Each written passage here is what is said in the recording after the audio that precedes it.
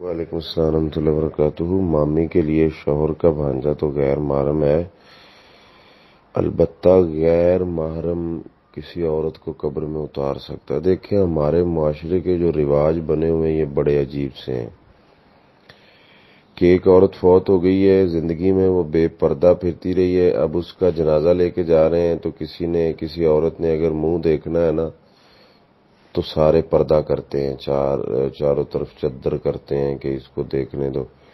پتہ نہیں یہ لوگ سمجھتے ہیں کہ مردوں کے اوپر شریعت واجب ہوتی ہے، حالانکہ وہ تو سب کچھ زندوں کے لیے۔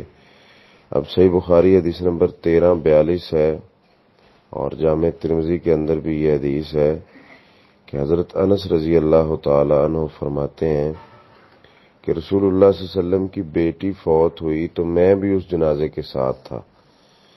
اللہ کے نبی صلی اللہ علیہ وسلم قبر پہ تشریف فرما تھے، آپ کی آنکھوں سے آنسو جاری تھے، تو آپ نے فرمایا هل فیکم من احد لم یقارف اللیلہ فقال ابو طلحہ انا یا رسول اللہ صلی اللہ علیہ وسلم۔ آپ نے فرمایا تم میں سے کوئی ایسا بندہ ہے جو رات اپنے اہل کے پاس نہ گیا ہو؟ ابو طلحہ رضی اللہ تعالیٰ فرماتے ہیں میں ہوں یا رسول اللہ صلی اللہ علیہ وسلم۔ قال فانزل فی قبرها، اللہ کے رسول صلی اللہ علیہ وسلم فرماتے ابو طلحہ قبر میں اترو اور میری بیٹی کو دفن کرو۔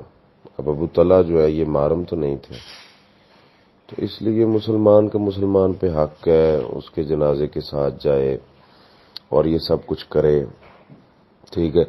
اب ہمارے تو یہ بھی ہے کہ بلکہ میرے ساتھ بھی ایسا ہوا کہ ایک جنازہ جا رہا تھا کسی عورت کا، تو میں نے وہ جنازہ پڑھا اور جب میں نے کندھا دیا تو وہ لوگوں نے کہا کہ پیچھے ہٹ جائیں آپ غیر محرم ہیں، ٹھیک ہے۔ اب اسلام مجھے کہہ رہا ہے کہ تمہارا حق ہے تم نے کندھا دینا ہے، اور یہ کہتے ہیں کہ غیر محرم کو کندھا نہیں دے سکتے۔ اب یہ کتنی غلط بات ہے کہ دین میں تو ایسی بات ہے ہی نہیں ہے، تو لوگ جو ہیں بس اپنی باتیں کرتے رہتے ہیں۔ اللہ تعالی ہمیں دین کے مطابق چلنے کی توفیق دے۔